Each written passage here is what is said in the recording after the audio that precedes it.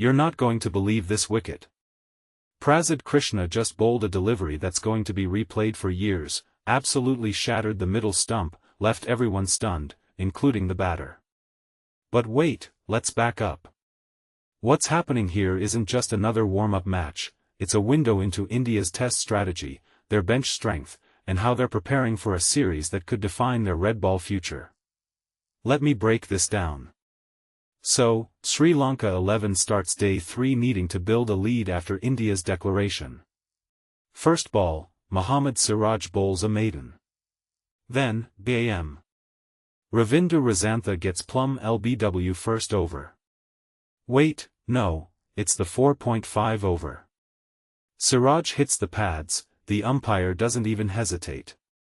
India's got the breakthrough, but here's the twist, Sri Lanka's openers looked solid initially. That makes Siraj's dismissal even more crucial, it's psychological. You're thinking, okay, India's bowlers are switched on.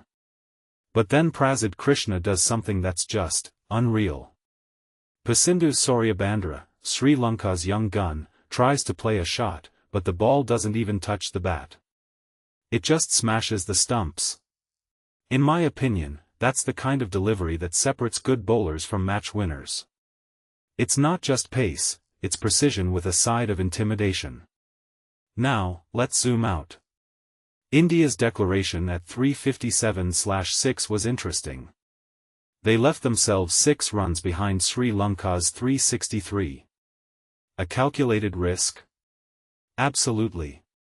Because here's the thing, they wanted to test their bowlers under pressure. And it worked. Siraj and Krishna are sending messages. But what's even more fascinating is Devdutt Padikkal's century. He's not just filling in for Sudarshan, he's demanding a permanent spot. Let's talk about that injury ruling Sudarshan out. Yeah, it's a setback, but Padikkal's 142? That's not a consolation prize, it's a statement. This guy's been consistent in domestic cricket, but doing it on this stage? That's different. Personally, I think this innings might have just locked him into the test squad long-term. Because when you lose a batter like Sudarshan, you need someone who can step in and not just survive but dominate. And here's a detail many overlook, Manav Sutar. The all-rounder who came in and steadied the ship with Padikkal. Spin bowling all-rounder in a red ball setup? That's gold. India's been craving that kind of balance for years. His cameo wasn't flashy, but it was strategic. When Sri Lanka's spinners were threatening to choke India, Sutar kept rotating the strike. That partnership?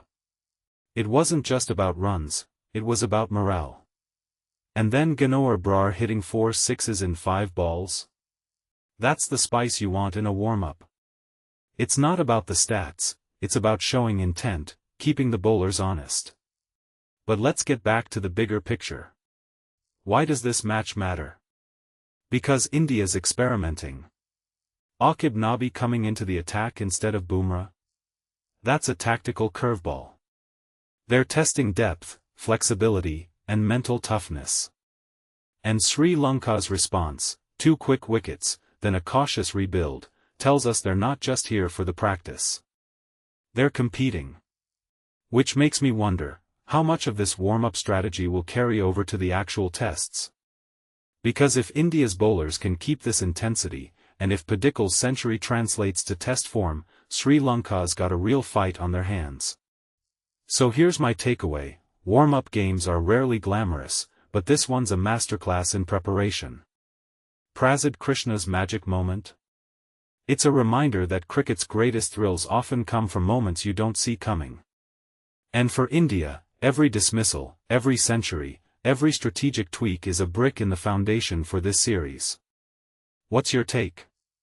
Do you think Padikkal's century changes India's test lineup plans? Drop your thoughts below, let's debate it out.